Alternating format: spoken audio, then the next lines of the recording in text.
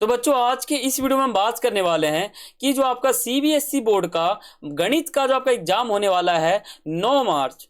ठीक है, मैं आपको डेट बताता हूँ। 9 मार्च 2024 को जो आपका मैथमेटिक्स का जो आपका एग्जाम होने वाला है उसका जो फॉर्मेट है यानी जो ढांचा है वो कैसा है, यानी पेपर आपका किस ढांचे के अंदर आएगा। यानी देखो आपको मैं सीधा बताऊं तो एक अलमारी होता है, अलमारी में जब हम पुस्तक सेंतते हैं ना, यानी पुस्तक रखते हैं ना, तो उसको कहीं ना कहीं एक ढांचे में रखते हैं कि यहाँ पे इतनी मोटी पुस्तक आएगी, यहाँ पे इतनी मोटी, फिर इतनी इतनी इतनी। इसी प्रकार पेपर भी एक मोटे बुक की तरह रहता है, यानी क्वेश्चन भी एक पैटर्न के द्वारा बनता है। तो वही पैटर्न क्या है, फॉर्मेट क्या है, वही मैं आपको इस वीडियो में बताने वाला हूँ। ठीक है, और 9 मार्च 2024 को आपका एग्जाम है। मैथमेटिक्स का कोड क्या है, कोड हमारा 041 है, क्लास 12 का हमारा मैथ है। ठीक है, तो आप वीडियो शुरू करने से पहले मैं आपको एक बात बताना चाहता हूं, अगर चैनल पर नए हो तो सब्सक्राइब कर लो, क्योंकि हमारे चैनल पे आपको बहुत ही फायदा मिलेगा। ठीक है, हालांकि हमने मैथ का ज़्यादा वीडियो बनाया भी नहीं है और हमारे चैनल पे है भी नहीं, लेकिन फिर भी आपको कहीं ना कहीं हमारे चैनल से फायदा होगा, किसी और फील्ड में हो या किसी और चीज़ में हो, लेकिन फायदा आपको बहुत ही ज़्यादा होगा। तो सब्सक्राइब कर लेना, आपके लिए इंपॉर्टेंट है। और आपका जब गणित का बोर्ड एग्जाम हो जाएगा तो मैं आपको पेपर भी दिखाऊंगा कि आपको पेपर कैसा आया था, सभी आपको बताऊंगा। बस आप चैनल को सब्सक्राइब कर लो और बेल आइकन पर क्लिक कर लो। ठीक है, अब हम वीडियो शुरू करते हैं। गणित आपका एग्जाम है, सब्जेक्ट है, और 041 आपका कोड है। 3 घंटे का आपका एग्जाम होने वाला है। 80 नंबर का आपका एग्जाम है। जाहिर सी बात है, मैथ है तो वो 40 तो होगा नहीं, 50 तो होगा नहीं, सीधा 80 नंबर का ही होता है वो। ठीक है, आप 12 साल से मैथ पढ़ रहे हो, 11 साल से मैथ पढ़ रहे हो, 11 साल हो गए आपको मैथ पढ़ते पढ़ते। आपको इतना एक्सपीरियंस हो गया होगा 12th में आकर कि मैथ क्या होता है। ठीक है, मैथ क्या होता है, मैथ को हम यानी मेंटल मैथ हम उसे क्यों कहते हैं, आपको अंदाजा मिल गया होगा। ठीक है, ये आपका 12वां साल है। अब आपका 12 साल कंप्लीट हो जाएगा मैथ को पढ़ते पढ़ते। देखो, सामान्य निर्देश खंड ए बी सी डी ई, यानी कितने हो गए, 1 2 3 4 5।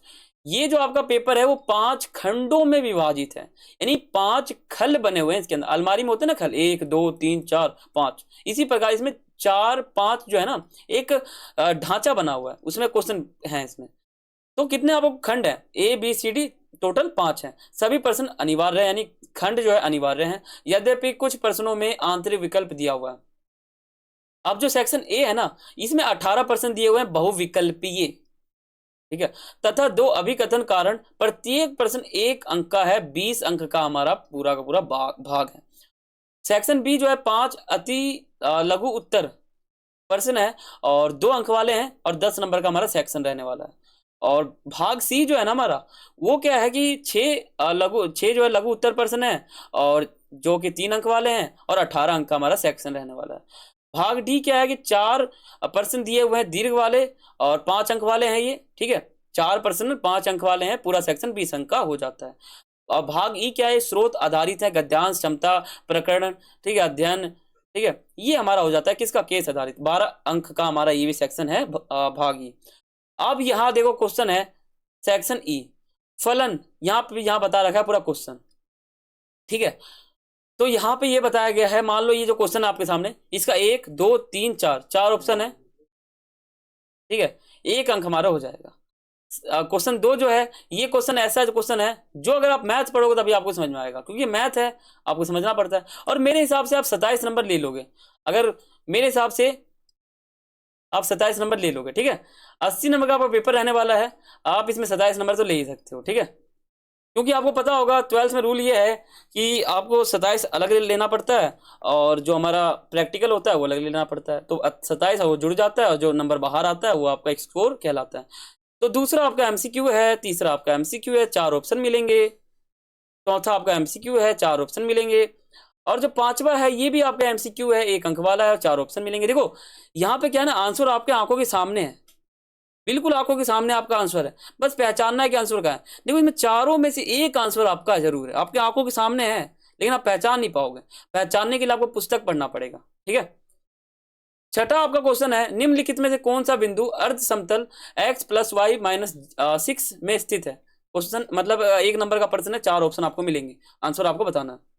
8वां 9वां 10वां 11वां 12वां 13वां 15 16 17 18, यानी यहाँ पे आप ये देख लोगे 18 आपके एमसीक्यू हैं, और नीचे आपको क्या दिखेंगे, अभिकथन और कारण वाले, ये भी एमसीक्यू टाइप के ही है, मतलब ये भी 1 नंबर वाले ही हैं। ठीक है, ये हो गया आपका, और यहाँ पे भी आपको बता रखे हैं अभिकथन वाले। यहाँ बता रखा है कि ये जो कथन है, ये जो कारण है, क्या ये दोनों सही है, और सही है तो क्या ये दोनों व्याख्या हो रहा है, यहाँ पे व्याख्या कर रहा है क्या कारण कवि कथन का, ये बताना है। अब सेक्शन बी शुरू हो जाता है। यानी सेक्शन ए में क्या था, 20 आपके एमसीक्यू थे, 20 नहीं 18 एमसीक्यू थे, 2 आपके केस आधारित थे। और सेक्शन बी में क्या है, सेक्शन बी में आपको पूछ रखे हैं 2 अंक वाले प्रश्न, ये 2 अंक वाले हैं। और 22वां आपका 2 अंक वाला है, 23वां 24 25। ठीक है, सेक्शन सी में क्या क्या आपके 3 अंक वाले हैं, 26 27, और उसमें अथवा भी मिलेगा, ये अथवा भी है। ठीक है, 28वां आपका 3 अंक वाला है, 29वां 3 अंक वाला है, इसका अथवा भी है। 30वां जो आपका 3 अंक वाला है, 31वां आपका 3 अंक वाला है। अब जो सेक्शन डी है, इसमें क्या क्या आपके बहुत ही लॉन्ग क्वेश्चन है, बहुत ही लॉन्ग, 5 अंक वाले आपके प्रश्न दिए हुए हैं।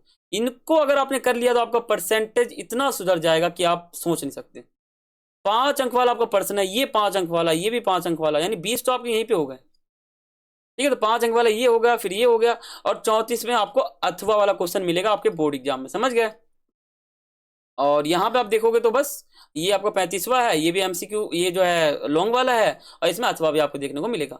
अब आगे क्या है, आगे आपका सेक्शन ई है जो इंपॉर्टेंट बहुत से, लास्ट है ये स्रोत आधारित गद्यांश, क्षमता प्रकरण अध्ययन, ये सभी मिक्स है इसमें। ठीक है, इसमें फोटो भी मिलेगा आपको, और क्वेश्चन भी पूछे जाएंगे, सभी का आंसर आपको देना है। यहाँ पे डायग्राम भी बना हुआ मिल जाएगा, इसमें से आंसर आपको देना है। ठीक है, और यहाँ पे मैदान का चित्र बना हुआ है, ये भी कुछ दर्शाता है। मैथ में क्या है कि हर चीज दर्शाता है, तो यहाँ पे आपको दर्शा रहा है। तो यहाँ पे आपको एमसीक्यू भी मिल जाएंगे, स्रोत भी मिल जाएंगे, और लॉन्ग भी मिल जाएंगे, जिससे आपका परसेंटेज सुधारने में बहुत ही ज्यादा सहायता मिलेगा।